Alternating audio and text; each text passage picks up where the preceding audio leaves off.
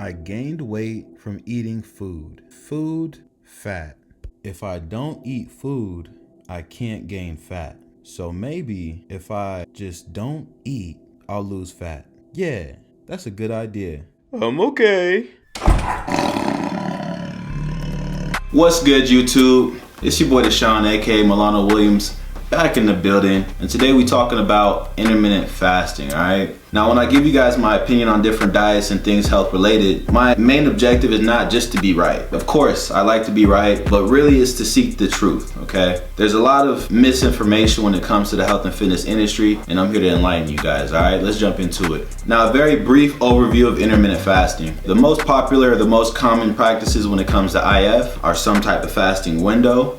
Typically, you'll see someone do like an 8-hour eating window and a 16-hour fasting window. Now, this 16 hours would encompass the time that you're sleeping and the surrounding hours as well. Another common practice is the alternate day fasting. This is where you take a full 24-hour period and you don't eat within a day, and then you increase your calories on that following day, maybe to like 150% of what you would normally be eating or something like that. Now, when I assess the effectiveness of a different diet, I'm considering a couple of different things. I'm considering how it performs when compared to just a standard calorie deficit diet. Now, different research studies are going to reveal different results. I went ahead and did a random search and found that a study took 100 obese individuals and put them into 3 different categories. One group that was in an alternate day fasting group, so 24 hours off, 24 hours where you're consuming a little bit of an excess, and then another group that just had a regular standard calorie deficit, and another group that wasn't doing anything different. They was just balling out, eating everything, right? Now, at the end of a 12-month period, the study revealed that there was no significant difference between the group that took an alternate day fasting approach and the group that just had a calorie restricted diet. Both groups consumed about the same amount of calories over a 2-day period. They also looked at things like insulin resistance, blood pressure, and blood glucose levels, and saw that there was no significant difference as well.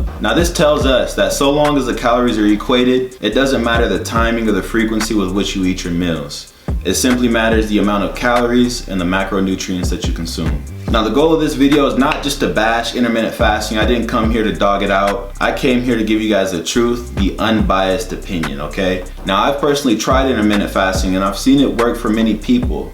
And I found that, I like to eat breakfast, so I'm gonna continue to eat breakfast. So to finally give you my opinion on intermittent fasting, IF is a good tool, okay? Now, IF is nothing magical. It's not gonna magically help you burn more fat. It's not gonna magically help you build more muscle. It's not gonna do anything that a calorie equated reduced calorie diet won't do. Now, there is a merit to this technique, right? Because if you can't keep stuff together in a 24-hour window, then you'll have better luck in an 8-hour window. And then if it fits with your lifestyle more, let's say that you're working like a night shift or you're working a swing shift, or I don't know, whatever your lifestyle looks like. If an 8-hour eating window works the best for you, then do it. Guys, I just wanted to hammer this point home. The power in intermittent fasting lies solely in the restricted eating window. You give yourself less opportunities to surpass your calorie target. Slight work.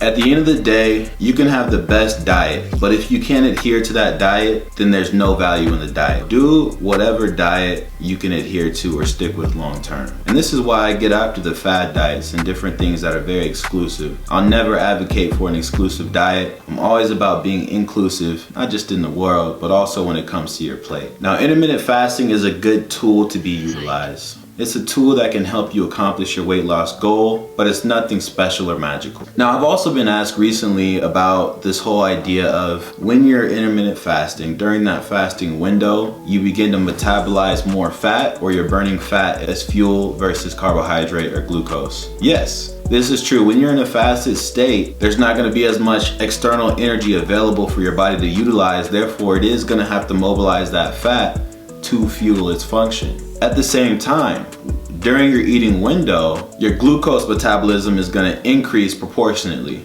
Likewise, if I were to eat my meals throughout the entire day, when I'm sleeping in between meals, my fat metabolism is going to be higher than surrounding those meals that I'm eating. But so long as both diets are calorie equated, there's going to be the same amount of weight loss at the end of the week. Now, I do want to caution you guys against these extremely low calorie diets, okay? I saw something on Twitter the other day.